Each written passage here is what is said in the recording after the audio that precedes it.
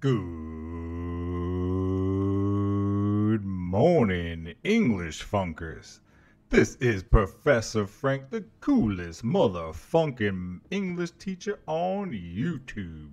Today we're going to talk about a very important trick that you can use for the rest of your life whenever you are answering reading comprehension questions. And that strategy is headlighting. Let's get into it. Before we had the internet and YouTube and Twitter, we had newspapers. And a headline had to grab your attention. It also had to summarize what the hell you're about to read. Check out this first headline. Man's head explodes in barber chair. That certainly grabs your attention. Hell, I want to see an exploded head in a barber chair. So I'm going to flip to wherever that article is, and I'm definitely going to buy this publication. Other headlines are often misleading. Check this one out. Girls won't be able to resist if you apply this simple trick. Yeah, if you're good looking, that's a good trick. But ultimately, when you read the article, you're going to find that there's no trick that can outweigh being good looking when attracting a female. This is what we call clickbait. We don't want to write clickbait headlines when we are scanning our reading comprehension passages. A headline is a simple phrase that is going to summarize the paragraph you just read and tell you the main idea of that paragraph. You're going to simply write that headline next to each paragraph that you read. And I know some of you are thinking that you're so smart, you don't need to do this, or this paragraph is too small, or I already know what the answers are going to be. Funk that. I want to see a headline next to every paragraph. What exactly do I mean? When we get to the exam, we are going to see a full passage. This is a portion of a passage.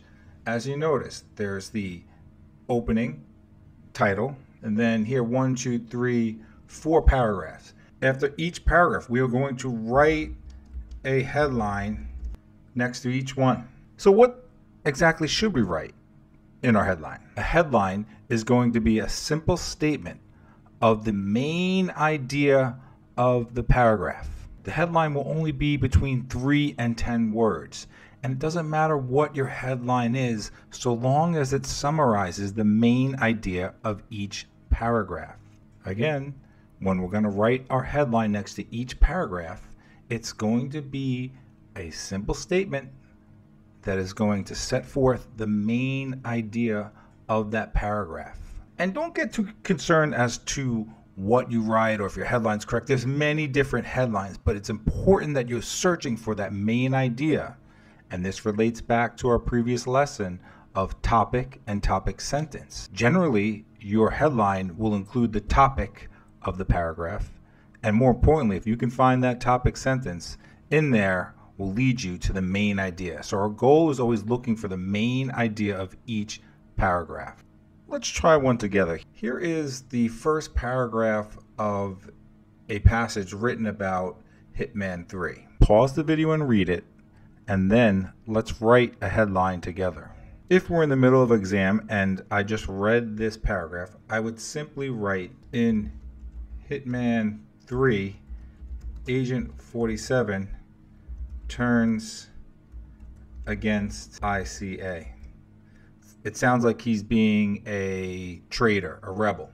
That's all you need to do. So in the end, when you're reviewing back, you will have this written either next to it or right underneath it so that you know this headline relates to this paragraph, and you don't necessarily have to go back and read the entire paragraph. You sought out the main idea of the paragraph and you summarized it in a headline. I like to put the headlines next to the paragraph if possible, or right on top of it. But you can put it below as well. It doesn't matter, so long as you know that your headline relates to this paragraph. Let's try another one. Most of the time, you're not going to have cool articles about Hitman. You're going to have different subjects to read about. So we need to practice reading about subjects that we normally wouldn't. Here is a paragraph that sets forth, there's one kind of body tissue that has no nerves, no blood vessels, and no lymphatic system. as do many tissues, but performs many crucial functions. That tissue is cartilage, a fundamental biological material that serves two purposes. It helps to shape the body and then helps to support it. Not knowing anything about this paragraph, we first can start with the topic. And the topic is clearly cartilage. The headline I chose, cartilage is important. It sounds simple, it sounds too easy, but in reality, the only person reading your headlines is you. It needs to grab your attention. This paragraph is obviously going to set up a passage about cartilage, but it's the beginning, and cartilage is important is a perfect headline that you take your time, you write it, and then you move right on to the next funking paragraph. When it's time for your exam, you're going to read carefully the title. After each paragraph, you're going to write your short headline, reducing paragraph to main idea. Each paragraph that you read, you write right next to it, write summary. Don't be afraid. It's going to help you tremendously score better than almost every student in your class. You think there's a smart kid in your class? If you use headlines after each paragraph and then answer your questions, you're going to be so much better off, because what the headline forces you to do, it forces you to find main idea in each paragraph, and then you write it down next to the paragraph, because there's no way after you read 3 paragraphs you're going to remember the main idea. Don't skip any paragraphs.